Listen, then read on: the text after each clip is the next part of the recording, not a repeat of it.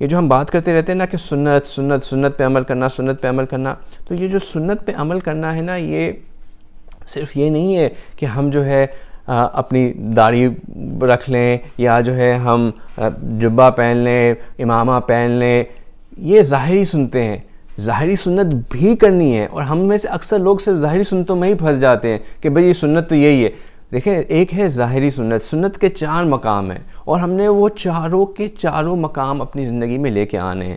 پہلا مقام ظاہر ہے کہ ہم نے جس طرح آپ صلی اللہ علیہ وسلم کا حال تھا، جس طرح آپ صلی اللہ علیہ وسلم کا حلیہ تھا، اس طرح کا حال اور حلیہ ہم بھی اپنائیں. ٹھیک. پھر آپ صلی اللہ علیہ وسلم کے اخلاق تھے کہ آپ صلی اللہ علیہ وسلم لوگوں کے ساتھ کس طرح پیش آتے تھے، آپ صلی اللہ علیہ وسلم بات کس طرح کرتے تھے، آپ صلی اللہ علیہ وسلم کے چہرے پہ کس طرح ہر وقت ایک مسکراہٹ ہوتی تھی، آپ صلی اللہ علیہ وسلم جب کسی سے بات کرتے تھے تو کس طرح اس کی طرف متوجہ ہو کے بات کرتے تھے. یو وڈ گیو ہم ہز فل اٹینشن. ایسا لگتا تھا کہ اس کے علاوہ آپ صلی اللہ علیہ وسلم کے پاس کوئی اور امپورٹنٹ کام ہی نہیں ہے. اس طرح آپ بات کیا کرتے تھے. آپ صلی اللہ علیہ وسلم کس طرح جو ہے وہ لوگوں سے، اپنے بچوں سے پیار کیا کرتے تھے. آپ صلی اللہ علیہ وسلم کس طرح اپنے وائفز کے ساتھ کتنے اچھے ہوتے تھے، کتنا ان کا خیال رکھتے تھے، کتنی ان کو رسپیکٹ دیتے تھے.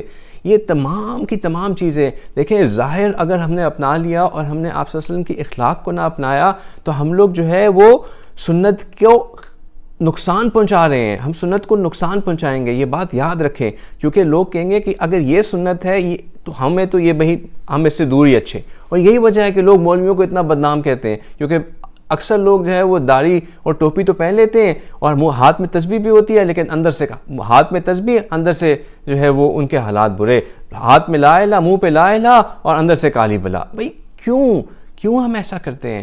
ہمیں آپ صلی اللہ علیہ وسلم کے ظاہر کو بھی اپنانا ہے اور آپ صلی اللہ علیہ وسلم کے اخلاق کو بھی اپنانا ہے. آپ صلی اللہ علیہ وسلم نے لوگوں کو جو دین کی طرف لے کے آئے وہ اپنے ظاہر سے نہیں لے کے آئے. آپ صلی اللہ علیہ وسلم لوگوں کو اپنے اخلاق سے لے کے آئے. آپ صلی اللہ علیہ وسلم کا وہ اخلاق تھا، آپ صلی اللہ علیہ وسلم کا حسن تھا، آپ صلی اللہ علیہ وسلم کا حسن کردار تھا جو لوگوں کو اپنی طرف اٹریکٹ کرتا تھا. آپ لوگوں کے ساتھ نرم ہوتے تھے، آپ لوگوں سے پیار کیا کرتے تھے، لوگوں کے ساتھ اچھا برتاؤ کیا کرتے تھے، لوگوں کا خیال کیا کرتے تھے.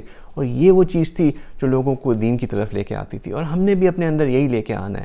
اور پھر آپ صلی اللہ علیہ وسلم کے جو معاملات تھے، آپ صلی اللہ علیہ وسلم آنیسٹ تھے، دین جو ہے وہ ایماندار تھے، آپ صلی اللہ علیہ وسلم امین تھے، آپ صلی اللہ علیہ وسلم دیانتدار تھے، آپ صلی اللہ علیہ وسلم اپنے وعدے کو پورا کیا کرتے تھے، آپ صلی اللہ علیہ وسلم ہمیشہ سچ بولا کرتے تھے، آپ صلی اللہ علیہ وسلم کسی کو دھوکہ نہیں دیا کرتے تھے.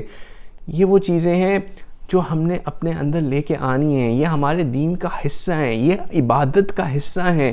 عبادت صرف نمازیں پڑھنا نہیں ہے، یہ چیزیں بھی کرنا ہے. اگر ہم کسی کو دل میں دھوکہ دے رہے ہیں، جھوٹ بول رہے ہیں، تو یہ ہم اپنی عبادات کو تباہ کر رہے ہیں، اللہ سے ناراضگی حاصل کر رہے ہیں. ان کو دور نہیں کرنا، ان کو بھی لے کے آنا ہے.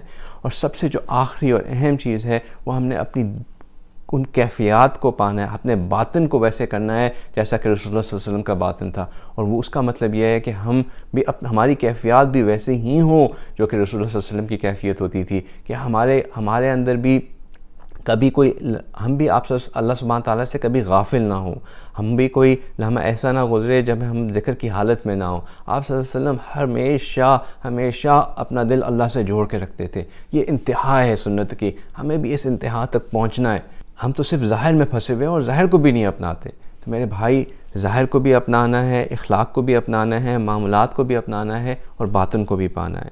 اچھا، اب ایک اور بات سمجھ لیں کہ جب ہم یہ سب کچھ کریں گے نا، تو یہ ہم سب کچھ کیوں کر رہے ہیں؟ یہ ہم سب کچھ اس لیے کر رہے ہیں کیونکہ اللہ سبحانہ تعالیٰ نے ہمیں خود اس کی آرڈر دی ہے. اللہ سبحانہ تعالیٰ، میں نے کہا نا کہ ایک ماں کو جو بچہ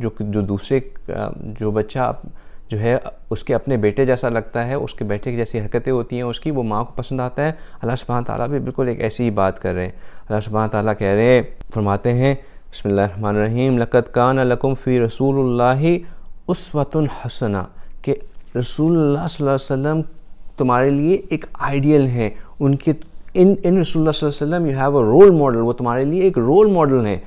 فالو ہم. اللہ سبحانہ تعالیٰ خود بتا رہے ہیں کہ رسول صلی اللہ علیہ وسلم تمہارے لیے ایک رول ماڈل ہیں. اور مزیدار بات کیا ہے، اللہ سبحانہ تعالیٰ آگے فرماتے ہیں کہ لمن کان یرجو اللہ والیوم الآخر وذکر اللہ کثیرا. یہ کس کے لیے رول ماڈل ہیں؟ ہر اس شخص کے لیے رول ماڈل ہیں جو کہ یہ خواہش رکھتا ہے کہ میں اللہ سبحانہ تعالیٰ کے پاس ملوں، یوم قیامت کو اللہ سبحانہ تعالیٰ کے پاس جاؤں، اور یہ کہ وہ ذکر کرنے والا بندہ ہو، جو ذکر کو کثرت سے ذکر کرنے والا بندہ ہو.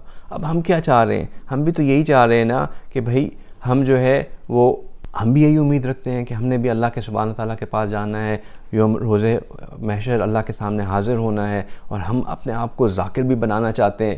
تو اللہ سبحانہ تعالیٰ بتا رہے ہیں کہ اگر تم ذکر والا بننا چاہتے ہو، اللہ سے ملاقات کی خواہش رکھتے ہو، تو رول ماڈل جو ہے وہ رسول اللہ صلی اللہ علیہ وسلم ہے.